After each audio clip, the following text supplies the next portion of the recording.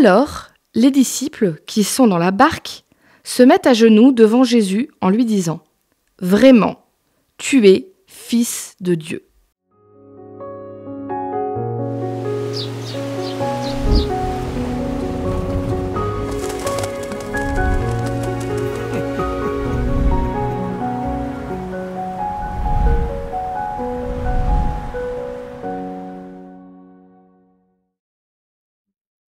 Tu es Fils de Dieu.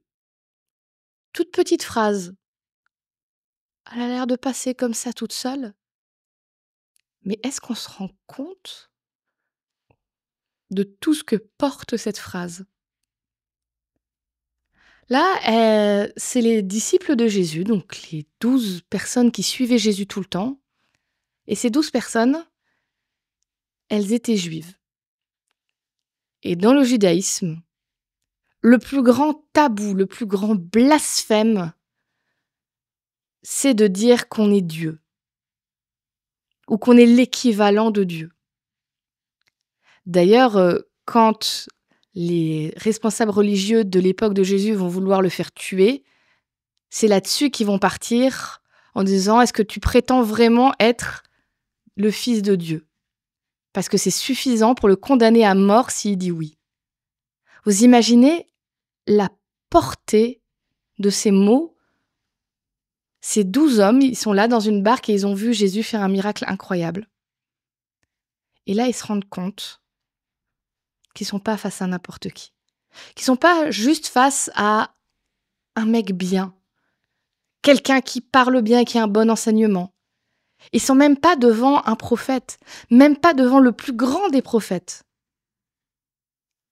Tout d'un coup, de façon incomplète, maladroite, ils comprennent qu'ils sont devant Dieu lui-même. Et il y a ces mots qui sortent de leur bouche, « Tu es le Fils de Dieu ». Et ces mots-là, si quelqu'un les avait entendus et était allé les rapporter, ça pouvait suffire à les condamner à mort. Mais ils l'ont dit quand même. Alors je sais pas pour toi, moi je suis née dans ce qu'on appelle un milieu judéo-chrétien, où on est habitué dès l'enfance au moins à connaître la culture chrétienne, peut-être même qu'on est chrétien. Donc on est habitué à entendre ces mots, Jésus est le Fils de Dieu, ou Jésus est Dieu.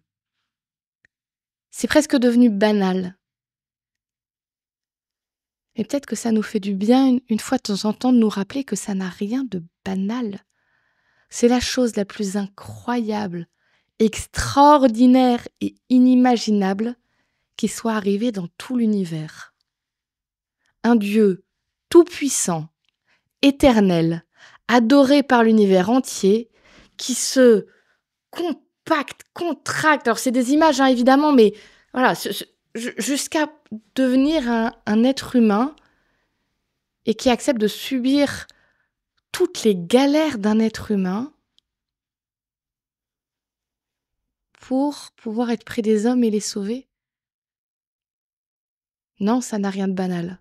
Alors heureusement, moi je suis dans un pays où j'ai le droit, en toute sécurité, de dire « Jésus, tu es le Fils de Dieu ».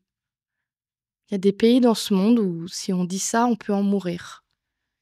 Alors je vais profiter du privilège que j'ai de pouvoir le dire sans avoir peur, pour le dire de tout mon cœur. Jésus, j'en suis persuadée, tu es le Fils de Dieu. Et je veux avoir une pensée aujourd'hui pour tous ceux, peu importe leur situation, qui le disent dans leur cœur, qui des fois même osent le dire à haute voix de leur bouche, et qui mettent leur vie en jeu pour ça. Je veux vraiment penser à eux et leur dire qu'on ne les oublie pas, et qu'ils ont un courage incroyable de continuer à dire qu'ils croient en ce Dieu qui est venu nous sauver, et que Dieu les lâchera jamais.